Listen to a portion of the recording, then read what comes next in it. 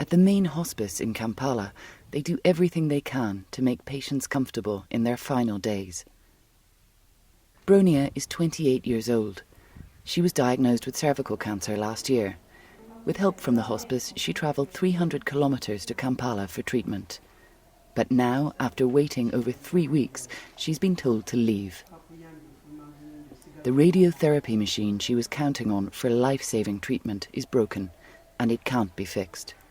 I felt pain because I thought that if it works, we are going to be okay and we get to recover.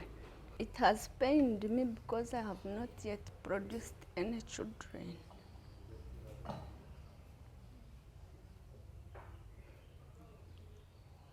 Even I've got loss of weight, bleeding every time.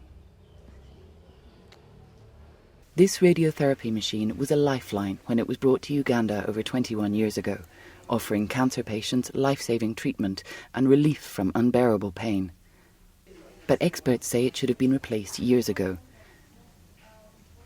It had already broken down several times and exposed patients and staff to dangerous radiation. Dr. Jackson Orem is in charge of Uganda's Cancer Institute at the Malago Hospital in Kampala. He says a new machine was bought in Vienna 3 years ago, but the special bunker needed to house it was never built. Now, he says, with extra funding from the government, the new machine can finally be brought over, but it will still take time. If they can even work 24 hours, within 6 months we should have the bunker ready. Yeah, so that means the next half of the year we should be installing the equipment and testing it. So by 1 year it should be up and running. For many, a year may be too long to wait. This country had been at the forefront of cancer care in the region.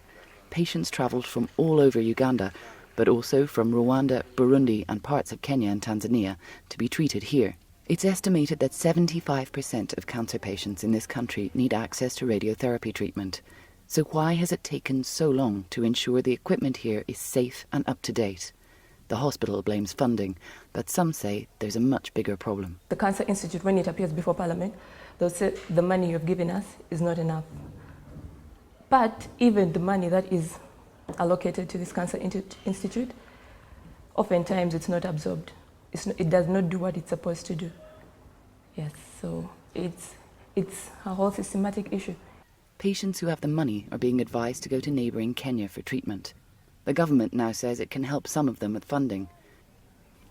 But for the majority, like Bronia, the only option is to go home and wait.